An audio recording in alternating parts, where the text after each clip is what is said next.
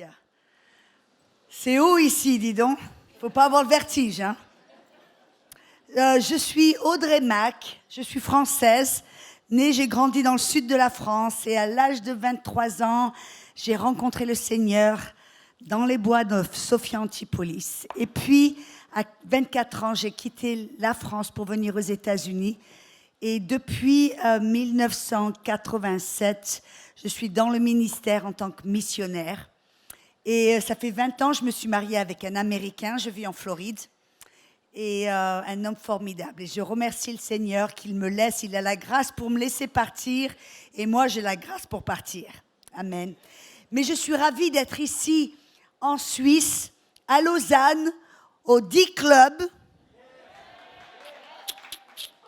Alléluia. Je suis venue ici au D-Club, je crois que ça fait quelques années, 3 ans peut-être, je ne suis plus sûre. Mais j'avais tellement aimé prêcher dans ce club-là à Lausanne que j'avais envie de revenir. Alors merci, pasteur Philippe et Claire-Lise, pour m'avoir invité. Alléluia, je suis ravie d'être ici. Ce soir, j'ai un message pour vous. Et j'ai vu dans les chansons, dans les différentes choses qui ont été partagées, on a touché un petit peu, même la Sainte Seine, la guérison que nous avons en Jésus. Et je veux parler de la guérison. En 1999, juste après m'être mariée, j'étais attaquée dans mon corps avec toute une sorte de choses. L'une d'entre elles était le cancer des os. Et parce que j'avais reçu une fondation dans la parole, amen, au sujet de la guérison et autre chose, j'ai pu recevoir un miracle sans aucune intervention médicale. Et depuis, c'est ma passion d'aller partout dans le monde et de non seulement partager avec le peuple de Dieu et les autres qui veulent écouter, amen, que Jésus veut toujours guérir et qu'il nous a guéris par son sang. Et voyez, la Sainte Seine, c'est une opportunité de nous rappeler que la guérison nous est disponible. Amen. Mais j'ai aussi à cœur d'équiper les gens. Ce n'est pas simplement moi qui veux prier pour les gens, qu'ils soient guéris. Mon cœur, mon désir, c'est d'enseigner aux gens comment recevoir leur guérison et comment prier pour les autres. Amen.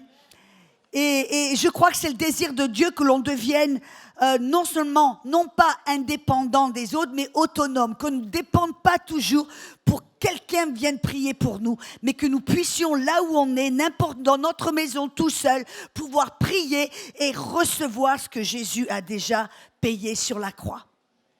Alors, êtes-vous prêts ce soir? Attachez votre ceinture de sécurité. Clac, clac.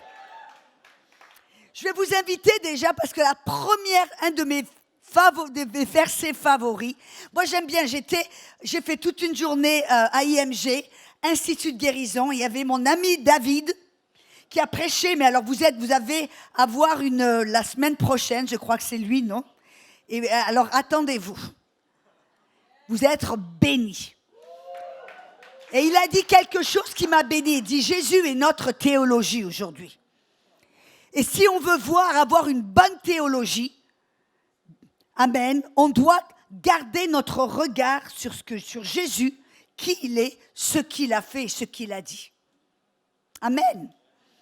Et une des choses pour moi un de mes versets favoris, c'est Actes 10, 38, qui dit que Jésus de Nazareth, où a été oint du Saint-Esprit et de puissance, est allé de lieu en lieu pour faire du bien. Vous voyez, si Jésus allait pour faire du bien, ça devrait être aussi notre but, de faire du bien partout où on va.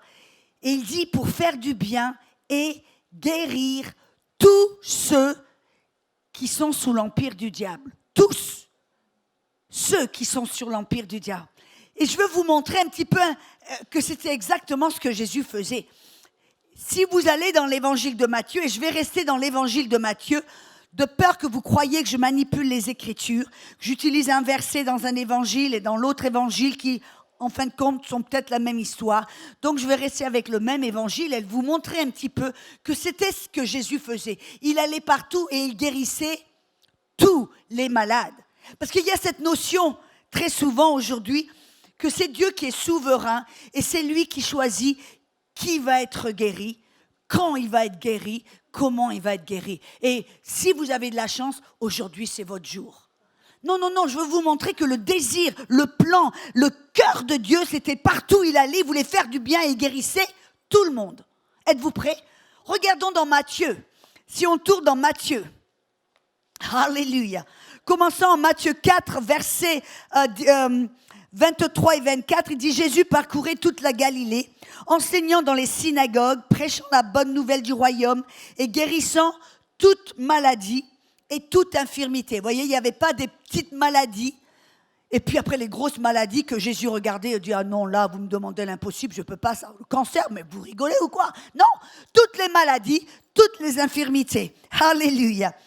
Et sa renommée se répandit dans toute la Syrie. Et on lui a amené tous ceux qui souffraient de maladies, de douleurs, de divergences, des démoniaques, des lunatiques, des paralytiques. Et il les guérissait.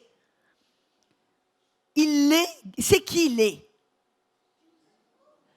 Tous les paralytiques, les lunatiques, les démoniaques, les malades, les infirmiers, tout.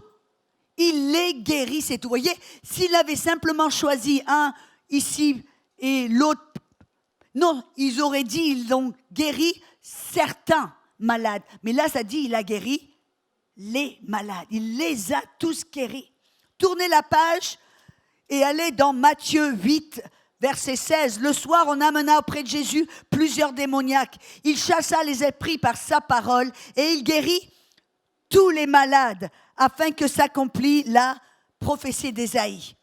Tournez encore un petit peu plus dans le chapitre 9, verset 35. Jésus parcourut toutes les villes et les villages, enseignant dans les synagogues, prêchant la bonne nouvelle du royaume et guérissait toute maladie et toute infirmité.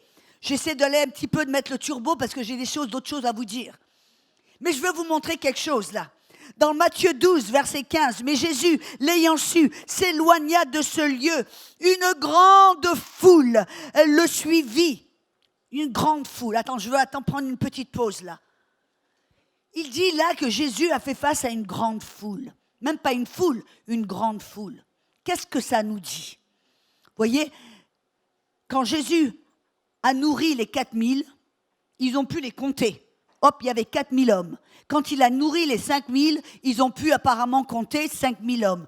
Mais là, quand tout d'un coup, il nous dit une foule et une grande foule, vous savez qu'est-ce que ça me montre? Qu'il y avait tellement de monde qu'ils ne pouvaient pas les compter. Et pourtant, écoutez, qu'est-ce qu'il nous dit? Il vit une grande foule le suivit et il guérit tous les malades. Et vous pouvez dire tous les malades. Moi, vous voyez ce que je vois quand je vois ça? Je me dis, si vraiment Jésus pense, ou Dieu pense, parce qu'après tout, vous vous rappelez que Jésus est la réflexion, est l'image parfaite, l'empreinte identique du Père. Tout ce que Jésus a fait, c'est parce qu'il a vu le Père le faire. Tout ce qu'il a dit, c'est parce qu'il a entendu le Père le dire. Et là, on voit quelque chose d'intéressant que dans une grande foule qui ne pouvait pas se compter, je me dis que si il y avait la possibilité qu'il y ait le cas exceptionnel que Dieu refusait de guérir, sûrement ce cas se trouverait parmi une grande foule. Et pourtant, parmi une grande foule, Jésus n'a pas dit « Ah oui, oui, toi je te guéris, mais toi non, t'as pas assez prié, je te guéris pas. Toi. Oh, toi oui, je te guéris, oui, oui, toi, oh, je t'ai vu comment tu as agi hier, non, je te guéris pas. » Non, parmi une grande foule, Jésus n'a pas sélectionné qui était indigne ou indigne d'être guéri. Il a guéri tout le monde, tous les malades, sans exception. Regardez une page plus tard, dans chapitre 14, verset 14, quand il sortit de la barque, il vit une grande foule encore. Et il fut ému de compassion pour elle et il guérit tous les malades. Vous voyez, quand Jésus avait la compassion, c'était pas simplement pour prendre la main des gens en disant « Oui, je vais traverser la souffrance avec toi ». Et c'est bien, on doit faire ça. Mais il est allé plus loin. La compassion l'a poussé à guérir tous les malades. Ne me regardez pas d'une manière si innocente et sainte. Il a guéri tous les malades. Verset 35 du même chapitre, Jésus envoya des messagers dans tous les environs et on lui amena tous les malades. Ils le prièrent de le permettre seulement de toucher le bord de son vêtement. Et tous ceux qui le touchèrent furent guéris. J'aime ce passage. Vous savez pourquoi? Vous voyez, souvent on lit les versets, hop, on saute sans vraiment réfléchir à l'impact ou les petits détails qui nous montrent quelque chose d'important. Moi là, quand je lis ce verset, ça me révèle quelque chose d'important.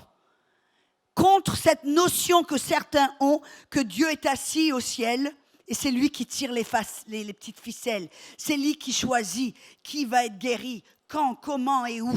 Non, là on voit, ce n'était pas Jésus qui choisissait qui allait être guéri, c'était ceux qui avaient cette ténacité, qui se sont dit, peu importe si c'est facile ou difficile, je vais aller contre la foule, faire du coude, aller à quatre pattes s'il le faut, et je vais toucher le bord de son manteau. C'était les personnes qui choisissaient d'être guéries. Et c'est ça dont je veux parler aujourd'hui. Parce qu'on a cette notion, en fin de compte, que c'est Dieu qui décide. Ou on a cette notion que si, comme je viens de vous montrer, que la guérison est toujours la volonté de Dieu, on a cette notion, si c'est la volonté de Dieu, ça va se faire tout seul. Certains d'entre vous, vous me regardez d'une manière si sainte, il y a une auréole qui est en train de grandir autour de votre tête. Non, écoutez, je voyage partout dans le monde et c'est ce que j'entends et c'est très souvent, les gens ont ce concept que si quelque chose est la volonté de Dieu, ça va se faire automatiquement. Et on est devenu un peuple passif et un peuple qui attend que ça nous tombe du ciel. Mais ce n'est pas les valeurs du royaume de Dieu. Si vous allez dans Matthieu chapitre 11, dans le verset 12, il nous dit que le royaume de Dieu est forcé. Qu'est-ce que ça veut dire? Et vous voyez, très souvent, quand Jésus priait pour les malades, où il a envoyé les disciples, il a dit, là où vous allez, guérissez les malades et dites-leur, le royaume de Dieu est là près de vous. Guérir les malades, délivrer les opprimés, guérir les cœurs malades, ouvrir les yeux des aveugles, ça fait partie des valeurs et du règne du royaume de Dieu sur la terre. On voit, oui, Dieu, il est le roi, il règne quand quelqu'un est guéri, quand quelqu'un est béni, quand quelqu'un est délivré. Et là, ça nous dit, le royaume de Dieu est forcé. Ça nous montre que Dieu veut que tous soient guéris, mais on a un ennemi. Il y a un ennemi, le malin, le diable, le Dieu petit d, de Corinthiens 4:4, de ce monde, qui va forcer contre le royaume de Dieu, c'est-à-dire vous empêcher d'obtenir et d'obtenir les bénédictions de Dieu. À chaque fois que vous avez besoin de guérison, que vous vous approchez de Dieu pour recevoir, de l'autre côté, le diable va forcer contre le royaume de Dieu, vous empêcher d'être béni, guéri, délivré. Mais le deuxième partie du verset dit, oui, le royaume de Dieu est forcé, il y a de la pression contre le royaume de Dieu, mais le violent, c'est le violent qui s'en empare. Et vous savez, j'ai remarqué quelque chose dans ma Bible. Toutes les personnes dans la Bible qui ont reçu leur miracle, ils ne sont pas restés passifs en attendant que quelque chose se passe. Regardez par exemple la femme avec la perte de sang. Il y avait tout contre elle. Elle avait perdu du sang pendant 12 ans. Ça veut dire la petite dame n'avait plus de force. Et non seulement ça, son corps était tellement faible, mais il y avait une foule en face d'elle. Et elle a dû surmonter cet obstacle en disant, peu importe, je vais faire du coude, je vais aller même à quatre. Elle est arrivée à quatre pattes. Parce que la Bible dit qu'elle a touché le bord de son manteau. C'est pas facile dans une foule. Vous avez déjà été dans un concert? Faire du coude pour arriver au premier rang? Et en plus de ça, cette petite dame, la loi et la culture du jour étaient contre elle. Parce que le fait est que si une femme était impure, il lui était interdit d'aller en public, encore moins de toucher le manteau d'un rabbin. Et la loi disait que si une femme était trouvée en public, elle devait être lapidée. Mais cette petite dame aurait pu dire, ouais, bon, mais c'est trop dur, c'est impossible, je ne peux pas le faire, il y a tout contre moi, ben, ça ne doit pas être la volonté de Dieu. Parce que si c'est la volonté de Dieu, ça va couler comme des patins à roulettes. Mais cette petite dame, elle n'a pas eu cette mentalité, cette logique. Elle a dit, peu importe ce que ça va me coûter, peu importe si c'est facile, difficile ou impossible. Elle a surmonté chaque obstacle, elle a poussé et finalement, elle a touché le bord du manteau, elle a été guérie. On voit un autre, vous vous rappelez le bonhomme qui a été transporté sur un brancard par les 4 amis. Ils sont arrivés à la porte de la maison. Quelqu'un qui a ouvert, qui a dit impossible les gars, on est là. On est plein à craquer, il n'y a plus de place, même pas pour un, encore moins vous avec un brancard. Revenez un autre jour. La plupart des gens auraient dit, ben oui, c'est vrai, ben, si c'était la volonté de Dieu, ben, Dieu aurait ouvert la voie.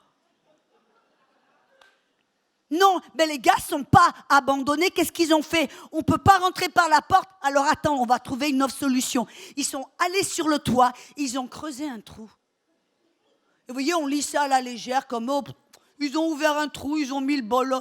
Mais attendez un peu, la logique là, la loi de gravité, de faire un trou dans un toit, mais le trou il était grand comment?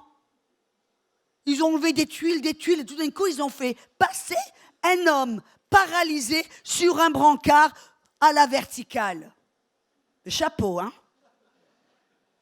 Et on lit ça comme si c'était facile, mais on voit qu'ils avaient tous les... Et pourtant, leur mentalité, c'est-à-dire qu'ils ont fait preuve d'une violence spirituelle. Ça veut dire qu'ils ont choisi de ne pas abandonner, choisi de surmonter tous les obstacles, choisi de ne jamais accepter non comme une réponse.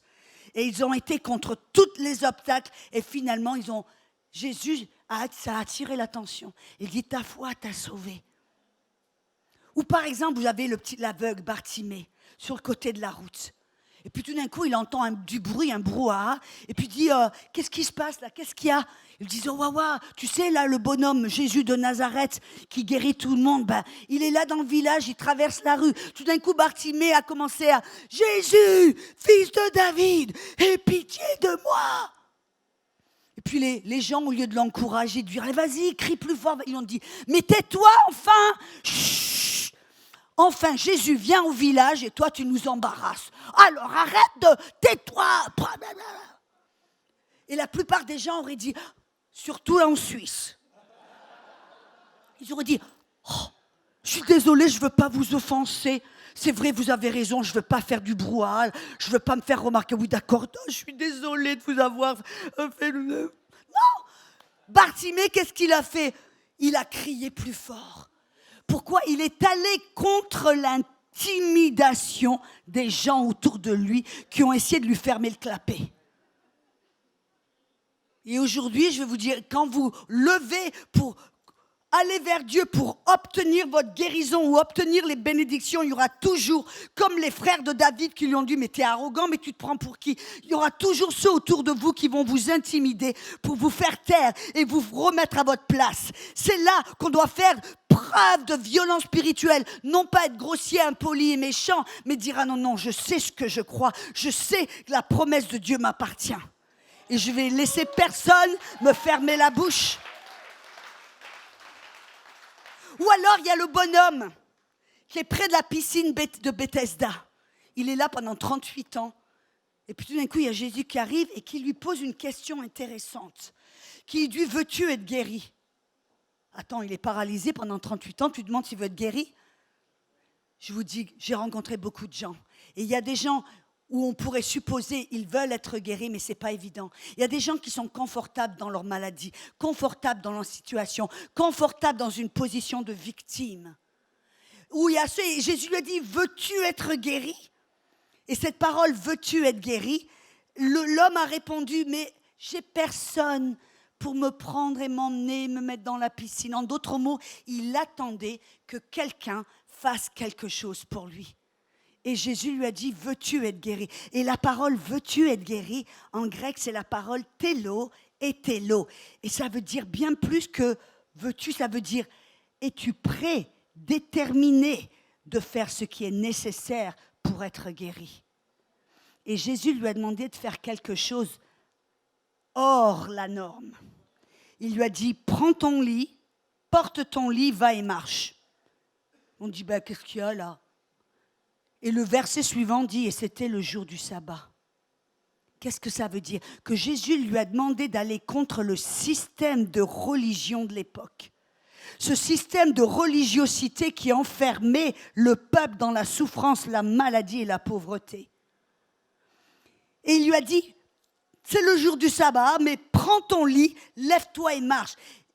Et cet homme, parce qu'il a été prêt à faire ce qui n'était pas populaire, ce qui allait lui coûter sa place dans la synagogue, et on voit les versets suivants qu'il a été excommunié, parce qu'il a choisi d'aller contre la norme de religion de l'époque, il a été guéri. On voit dans tous les cas que chaque personne a fait preuve de cette violence spirituelle. Ils ne sont pas restés dans la passivité et à attendre que ça leur tombe dessus. Ils ont fait d'abord preuve à l'intérieur, ils ont choisi de se lever à l'intérieur. Et je me rappelle, j'étais à Annecy une année. Et on m'a amené une dame dans un fauteuil roulant. Son mari l'avait battue, avait apparemment sevré un nerf ou quelque chose dans sa colonne vertébrale, elle ne pouvait plus marcher. Et quand ils m'ont amené cette dame, elle était non seulement paralysée, mais elle était déprimée. Et quand je l'ai vue, vous voyez, la réaction normale aurait été de dire « je prie pour elle et puis lève-toi et marche ». Mais le Saint-Esprit m'a parlé.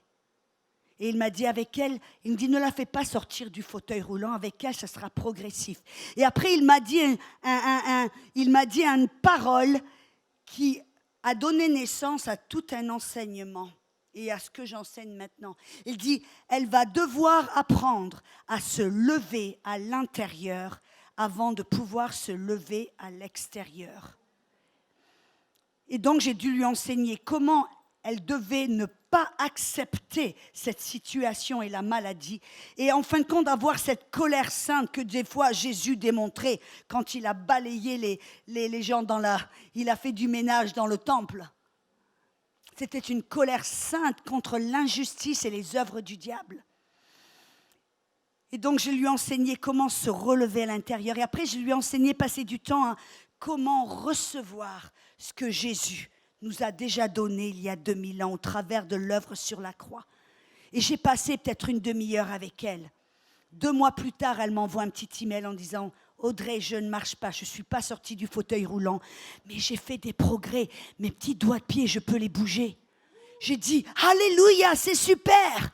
J'ai dit, vas-y, reprends du terrain, même si c'est 1 centimètre par centimètre. Vas-y, presse contre la force et la pression de l'ennemi contre toi. Va contre la maladie et les mensonges du diable. Reprends du terrain. 1 an plus tard, elle m'a envoyé, j'étais à Annecy, dans une autre église. C'était le Gospel Center à Annecy. Et j'ai en train de prêcher, là, et tout d'un coup, je vois une dame sur le côté avec un grand sourire. Elle m'avait l'air familière, mais je ne l'ai pas reconnue. Elle était belle, souriante, épanouie. Et puis elle est venue à la fin, marchant vers moi. Bon, elle traînait un petit peu la patte, mais elle marchait. Et elle me dit, vous me reconnaissez, Audrey? J'ai dit, oui, mais non. Elle me dit, je suis la dame dans le fauteuil roulant. Elle m'a dit, ça m'a pris 1 an, mais maintenant je marche. Elle me dit, maintenant j'ai un boulot, et mon prochain défi, c'est de passer mon permis de conduire.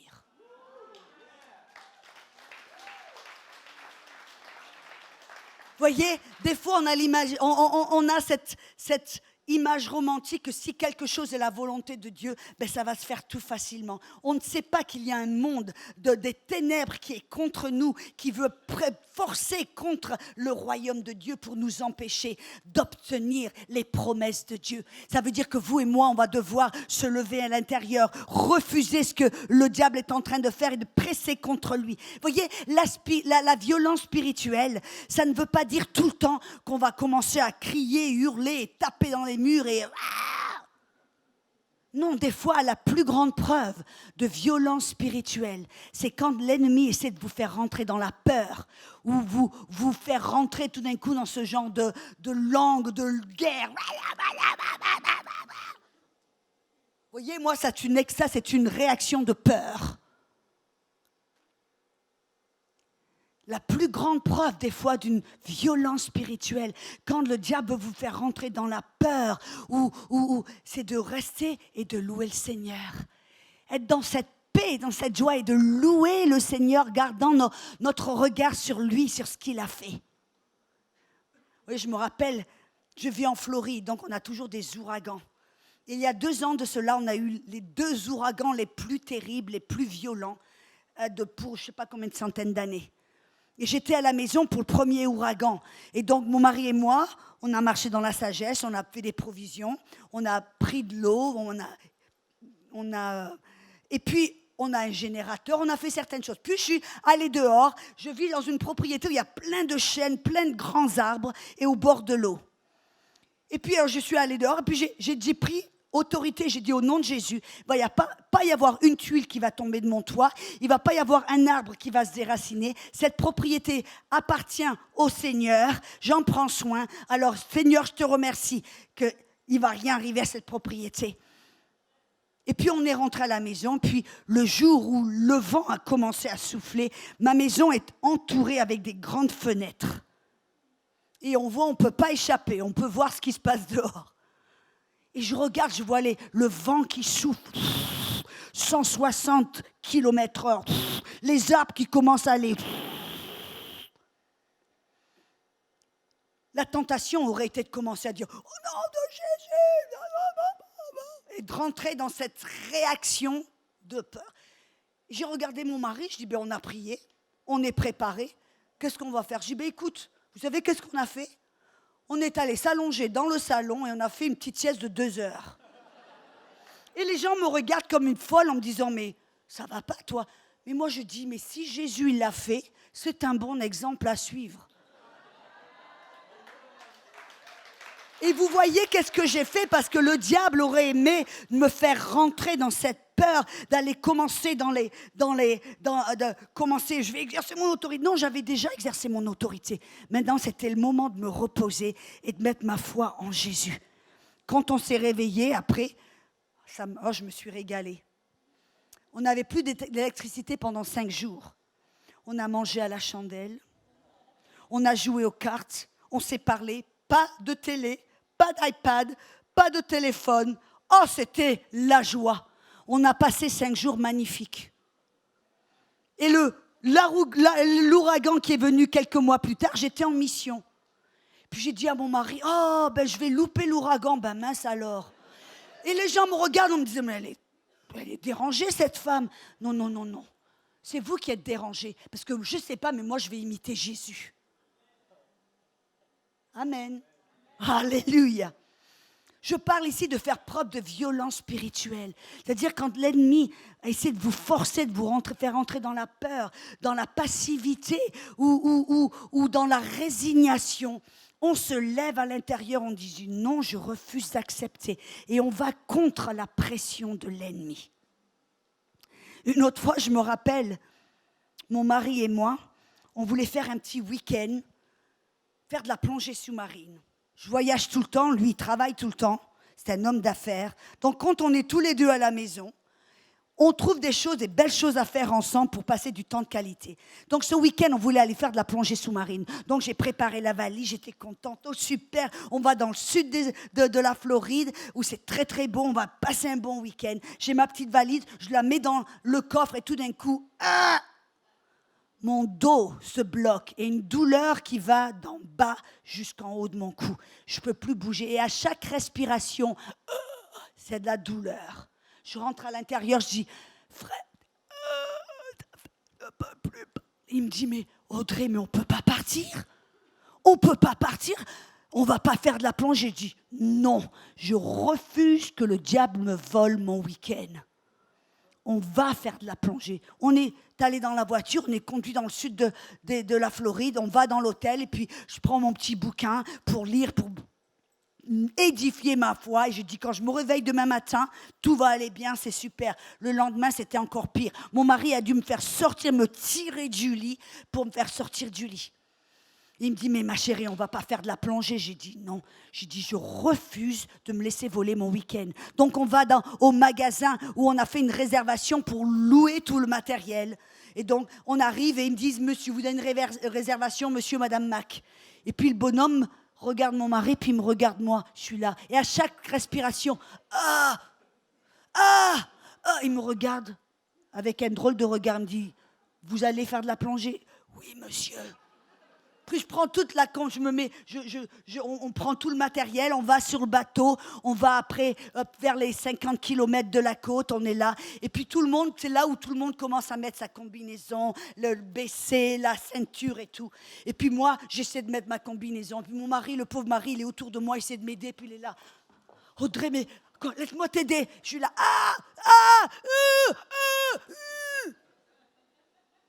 Et puis tout d'un coup, je remarque, j'ouvre les yeux et il y a tout le monde sur le bateau qui s'est arrêté et qui me regarde. J'étais l'attraction du jour. Bref,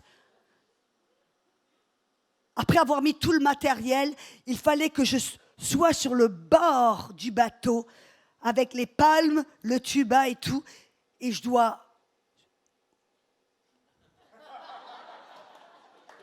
dois sauter du bateau.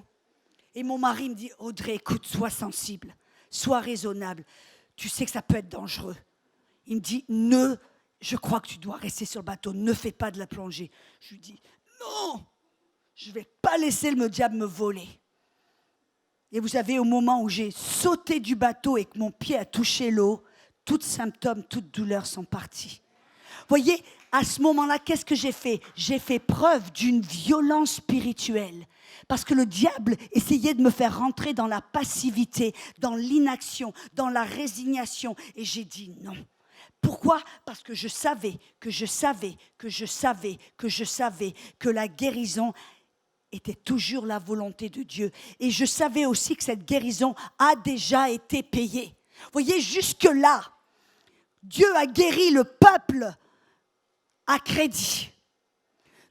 À partir du moment où Adam a désobéi et que le péché est rentré, la mort est rentrée, la maladie est rentrée sur la terre, Dieu, dans sa compassion, dans son amour, a cherché à guérir tout le peuple. Et il a guéri le peuple à crédit. Ça veut dire quoi, à crédit?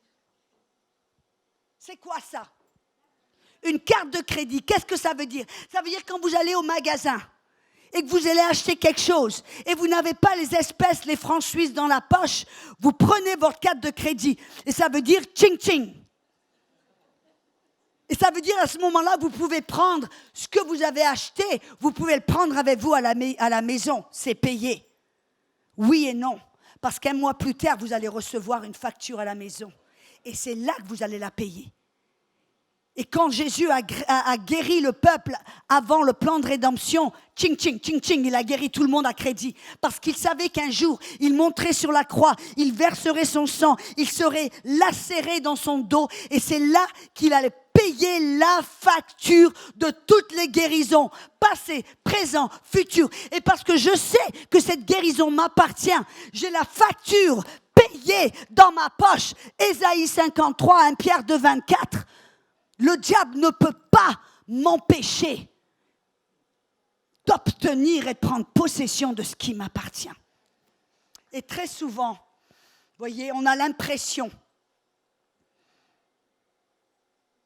que c'est Dieu qui décide, quand en réalité, la plupart du temps, c'est à nous de décider. Et je vais vous montrer quelque chose qui m'est arrivé il y a quelques semaines de là. Un témoignage qui est tellement puissant, qui va vous montrer qu'en fin de compte, ce n'est pas Dieu qui décide quand, comment et où, c'est nous qui devons nous lever, nous décider et aller contre la pression de l'ennemi pour obtenir ce que Jésus nous a déjà donné. Maestro, je ne sais pas où tu es, si tu pouvais me montrer la photo numéro 1 avec les deux jumelles. Photo numéro 1. Voyez ces deux jeunes filles. Il y a quelques semaines de là, j'ai fait une conférence charismatique catholique. Il y avait à peu près 1200 personnes et j'ai rencontré ces deux jumelles. Mais le jour où je les ai rencontrées, une d'entre elles était sortie du fauteuil roulant et j'ai entendu leur petite histoire. qu'elles avaient toutes les deux pendant plusieurs années la maladie de Lyme. Leur corps se détériorait, elles ne pouvaient même pas parler, elles devaient chuchoter pour parler. Elles perdaient tout leur sens, leur capacité, leur mobilité, elles se décrépissaient petit à petit. Et apparemment, un an auparavant, une personne dans cette conférence a prié pour les deux jumelles. Et ce sont des jumelles identiques, le même ADN, la même maladie, le même problème. Et donc un ministère a prié pour les deux jumelles, de la même manière pour toutes les deux. Mais une d'entre elles a été guérie et est sortie du fauteuil roulant. Photo numéro 2. La sœur à gauche, quand elle a reçu la prière, elle s'est levée, elle a commencé à marcher et elle a obtenu sa guérison. Mais pourquoi est-ce que la petite fille Mathilde à droite, qui est la sœur jumelle identique, même maladie et même ADN, pourquoi n'a-t-elle pas reçu sa guérison? Quand j'ai entendu cela et que je les ai rencontrés, ça m'a troublée. Ça fait en sorte que je me suis tournée vers Dieu, le Saint-Esprit, j'ai dit, tu vas devoir m'expliquer pourquoi. Parce qu'on aurait tendance à croire que c'est Dieu qui a fait du favoritisme. Il a choisi de guérir l'une et pas l'autre. Et alors que je me suis tournée vers le Saint-Esprit, il m'a dit quelque chose d'intéressant. Il m'a dit, remarque la sœur de Mathilde. Regarde son tempérament. Elle est plutôt dynamique, un petit peu vivante, vigoureuse, un petit peu combattante. Il me dit, mais regarde Mathilde. Mathilde a une personnalité très timide, qui se résigne, qui se soumet, qui est un petit peu passive. Et alors, qu'est-ce que j'ai fait? Tout d'un coup, le Saint-Esprit m'a montré que je devais, comme cette dame dans le fauteuil roulant, dont je vous ai parlé auparavant, que j'allais devoir la motiver, générer, provoquer une sainte colère à l'intérieur d'elle. Donc je lui ai parlé, je dis, mais Mathilde, tu n'en as pas marre d'être dans ce fauteuil roulant? Tu en as pas marre de voir ta sœur là en train de s'amuser, courir avec les copines, et toi, tout le monde doit te trimballer, te porter, faire tout pour toi? Tu en as pas marre? Morgan me dit, oui, j'en ai marre. Mais alors, qu'est-ce que tu vas faire? Puis, je l'ai provoqué presque. Quelqu'un qui m'écoutait, on dit dire, ben, dis donc, elle n'est pas trop gentille, là. Mais je l'ai provoqué pour essayer de susciter cette colère à l'intérieur. Et ça, j'ai fait ça pendant je ne sais pas combien de minutes, 10, 15, 20 minutes. Et puis tout d'un coup, quand j'ai vu que tout d'un coup, elle se relevait un peu à l'intérieur et qu'elle disait « Oui, c'est vrai, je ne veux pas être là », puis elle regardait, je voyais quelque chose qui commençait à bouillonner à l'intérieur. J'ai commencé à lui peindre un tableau de ce qui pourrait être. Je lui dis « Écoute-moi, si tu choisis de sortir et de prendre, et de te mettre en colère contre la maladie, et de prendre ta guérison, et d'aller de faire ce qui est nécessaire, tu n'as pas envie le jour de ton mariage ? Tu préférerais être dans un fauteuil roulant, aller vers ton mari, ou tu voudrais être en train de marcher dans ta robe de mariée, au bras de ton papa? Qu'est-ce que c'est que tu veux? Et j'ai commencé à lui peindre ce tableau. Jusqu'à un moment, elle était tellement prête, elle a regardé, et j'ai dit, t'es prête à sortir, n'est-ce pas? Oui, tout d'un coup, d'être toute timide et passive, elle a commencé à prendre du poil de la bête. Et donc, 2 d'entre nous, on l'a prise de chaque côté, parce qu'on devait la porter. Et puis on l'a fait sortir, et puis on l'a portée, et elle ne pouvait pas bouger ses jambes. Elle me dit, je ne peux pas bouger les jambes. Donc je suis allée derrière, et après l'autre, j'ai poussé les jambes, je l'ai forcée. On a fait ça pendant 20-30 minutes. Je l'ai fait marcher comme ça en la portant pendant, je ne sais pas combien, 1 kilomètre autour de la tente. Et puis à un moment, petit à petit, on a continué, persévéré. On a poussé contre l'ennemi. Tout d'un coup, elle a commencé à pouvoir marcher toute seule. Mais on devait toujours la porter. Et puis après un petit bout de moment, elle a commencé même à aller une marche. Et 1 ou 2 semaines après cette conférence, je suis revenue à la maison et on m'a envoyé une petite vidéo. Maestro, la petite vidéo de Mathilde.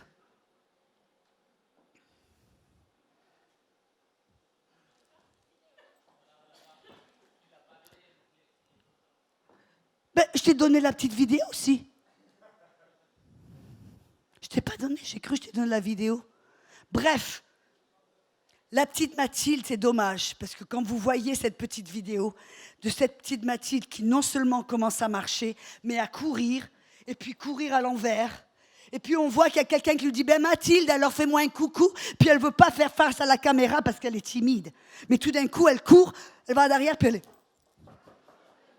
Et ça nous montre que la petite Mathilde, ce n'était pas une question que Dieu a choisi ou a favorisé l'une et l'autre, c'est qu'il y a l'une qui avait un tempérament avec cette violence spirituelle qui a poussé contre l'ennemi et l'autre qui s'est résignée, qui a accepté.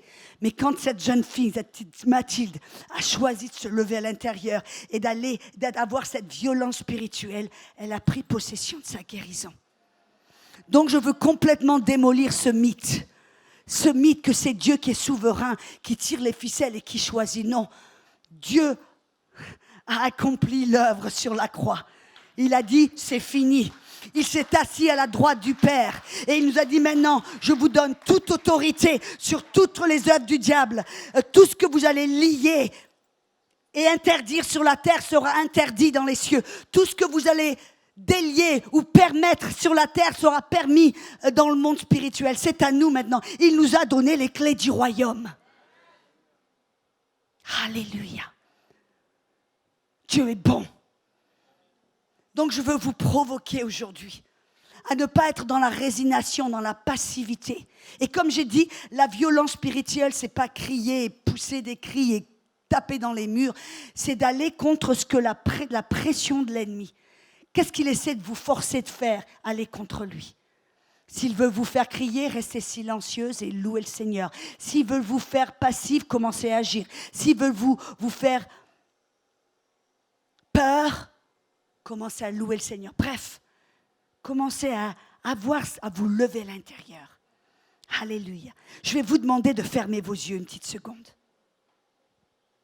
Rien pas de rituel, c'est pas une religiosité, c'est simplement pour oublier qui est autour de vous. Je suis en train de parler dans la bouteille au lieu du microphone. De vous faire oublier qui est autour de vous. Et pour pouvoir vous connecter avec votre cœur et voir qu'est-ce que Dieu est en train de vous dire. Si vous êtes ici ce soir, dans le D-Club à Lausanne, et vous prenez conscience que vous m'avez entendu dire, le Saint-Esprit m'a parlé, Dieu m'a parlé. Et si vous prenez conscience que vous ne connaissez pas Dieu, que vous ne parlez pas à Dieu, il ne vous parle pas, vous ne le connaissez pas, parce que vous n'avez jamais donné votre cœur et votre vie à Dieu. Si ce n'est pas votre cas, ce soir, ça peut changer. Parce que ce n'est pas Dieu qui décide qui va être sauvé et qui va aller au ciel, c'est à nous de prendre une décision. C'est à nous d'avoir cette violence spirituelle qui dit peu importe ce que les autres pensent, peu importe, parce que vous voyez, vous pouvez être dans l'église, ça ne veut pas dire que vous êtes automatiquement en Christ. C'est silencieux dans cette église ce soir.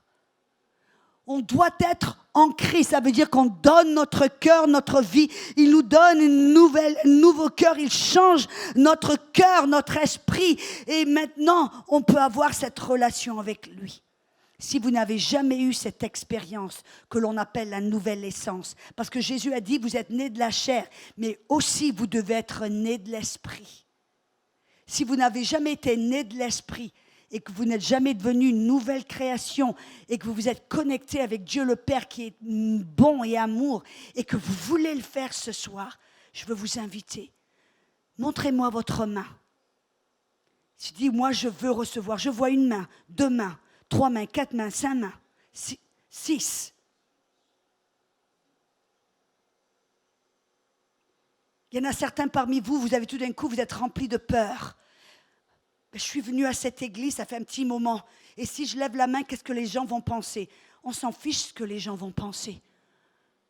Tout comme Bartimée s'en est fichu de ce que les autres pensaient. Il a crié plus fort, il a pris une position en face de Jésus. Si c'est votre cas, faites preuve de violence spirituelle. Allez contre l'intimidation, la peur et l'hésitation. Osez lever votre main. Y a-t-il quelqu'un? Dites oui. Oui. Amen. Oui, je vois cette main, madame. Merci. Oui, je vois tout au fond une autre main. Je vais vous demander de faire un pas encore plus brave, encore plus courageux. Mais j'ai une raison. c'est ce qui va sceller cette décision dans votre cœur. Vous voyez, quand on reste dans l'anonymat, ça ne demande pas de le courage. Mais quand on ose se lever et de venir de l'avant et déclarer « Jésus est maintenant mon Sauveur et mon Seigneur », c'est faire preuve de violence spirituelle, de dire « Je veux ce Jésus, je veux qu'il change ma vie et change mon cœur ». Si c'était vous, vous avez levé votre main, levez-vous maintenant et venez devant, parce que je veux prier pour vous personnellement. Levez-vous et venez de l'avant. Alléluia. Gloire à Dieu. J'ai vu plein de personnes au fond. Venez, venez.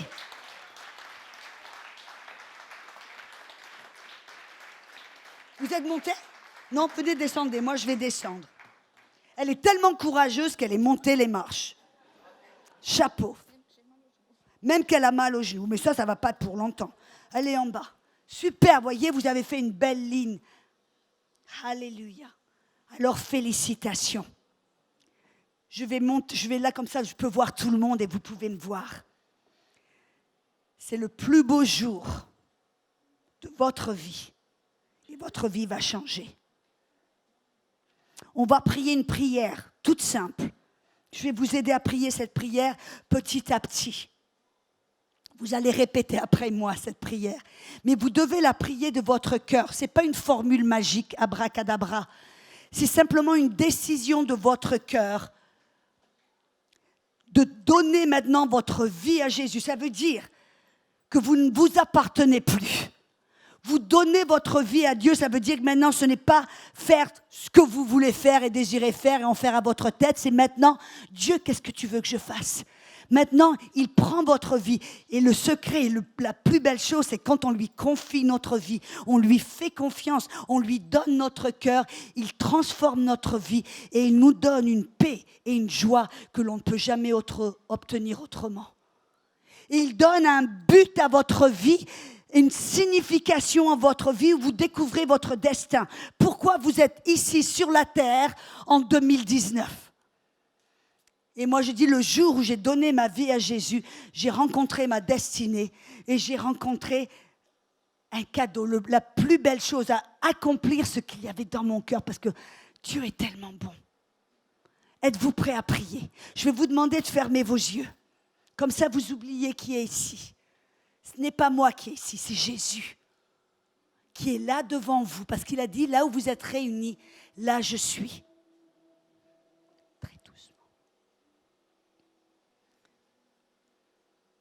Et priez cette prière de votre cœur, à haute voix. Père céleste, je crois que Jésus est le Fils de Dieu. Il est venu sur la terre pour me montrer le chemin, pour me montrer l'amour du Père. Et pour payer la dette de tous mes péchés. Alors aujourd'hui, je me repens de cette vie de péché, de cette vie d'égoïsme, et je te donne ma vie. Je confesse que Jésus est le Fils de Dieu, qu'il est mort pour mes péchés, mais qu'il est ressuscité des morts pour me donner la vie éternelle. Alors maintenant, par ma confession de foi, je deviens une nouvelle création à l'intérieur. Mon passé est sous le sang de Jésus, effacé complètement. Et maintenant, j'ai une nouvelle vie. Un nouveau début, un nouveau cœur. Je suis créée à l'intérieur, identique à Dieu. Et je te remercie. Et Jésus, je te confesse aujourd'hui, mon Seigneur et mon Sauveur, ce que tu me dis de faire, je le ferai. Merci Père. Je vais apprendre à te connaître, à t'écouter, à marcher avec toi, à recevoir ton amour et à donner ton amour, car tu es amour. Au nom de Jésus, vous êtes bénis aujourd'hui. Soyez bénis. Alléluia.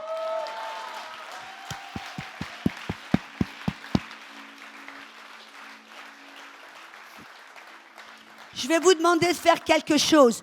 Tournez-vous comme ça. Faire face. Messieurs et mesdames, attendez. Attendez.